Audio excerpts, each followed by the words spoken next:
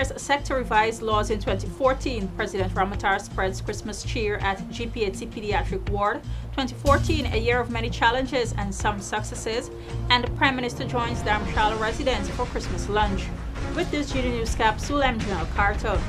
Though in their own pain and distress, having to be away from their homes and families, the smiles were evident on the faces of children at the Georgetown Public Hospital's Cooperation Pediatric Ward as President Donald Ramotar and his daughter Lisa Ramotar visited that ward on Christmas Day. During their rounds to the children, some of whom were in the care of their parents, the head of state and his daughter offered words of comfort and hope to both children and parents. I'm very, very happy to do so, to come to the hospital, to spend some time with those who are sick and those who are away from home, so we can share with them the wonderful feelings of the season of sharing, of giving, and of letting them know that they're in our thoughts. The children were also presented with gifts as a token to lift their spirits in keeping with the festive season. Meanwhile, President Ramotar also paid a visit to some critically ill patients at the hospital's intensive care unit. The Dharamshala Home of Benevolence for All Races, which is the country's longest existing humanitarian charity, on Christmas Day held its annual lunch at its residence, at which Prime Minister Samuel Hinds was present. The ceremony saw a recitation of verses from the Holy Bible along with beautiful renditions of songs of worship. The Prime Minister, during his brief remarks, recalled his many visits to the institution as he pointed out the changes over the years. He also noted that Christmas is a well-celebrated occasion which allows people to reflect on years gone by and their lives, remembering some of the great souls that were once a part of the institution but have now passed on. The Prime Minister urged the gathering to make the most of the time they have.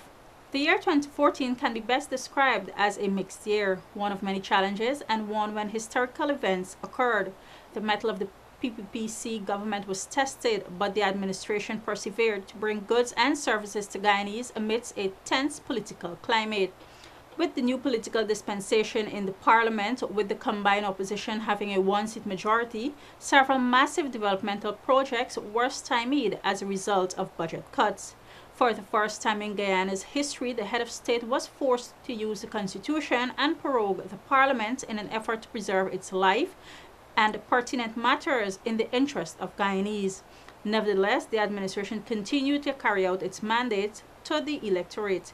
In 2014, there was a massive boom in the country with dozens of new investments in the banking and business sector. The government also delivered on its promise with the Because We Care education grant and several other initiatives from which citizens benefited. During 2014, a number of initiatives were undertaken by the Legal Affairs Ministry in order to put Guyana on track with laws and law-abiding citizens. The ministry was able to pass several important bills. More laws were instituted and revised during the year, while some critical ones were bluntly rejected by the parliament by the combined opposition.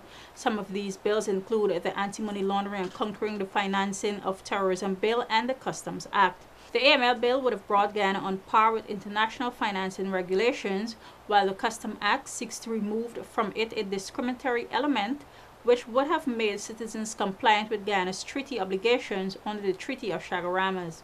The internationally known cruise liner Vistamar docked at the Demerara Sugar Terminal Wharf Rumveld, allowing its passengers to enjoy the view of the capital city, Georgetown. The four-deck ship has a carrying capacity of 400 and brought 320 tourists from varying countries, including Germany, from where the ship originates, and the Philippines. Director of the Guyana Tourism Authority, Engineer Harold Singh, during a visit to the ship, extended a warm welcome to the crew and tourists. Harold Singh also presented to the crew members tokens such as plaques bearing an impressive photograph of the majestic Kaitro Falls and a bottle of one of the country's finest rum, Eldorado 15-year-old. The passengers were given the opportunity to go sightseeing around Georgetown and visit the Essequibo River and the Kaitro Falls, among other places. Thank you for watching this GINA News Capsule. Do join us again. I'm Janelle Carter. Goodbye.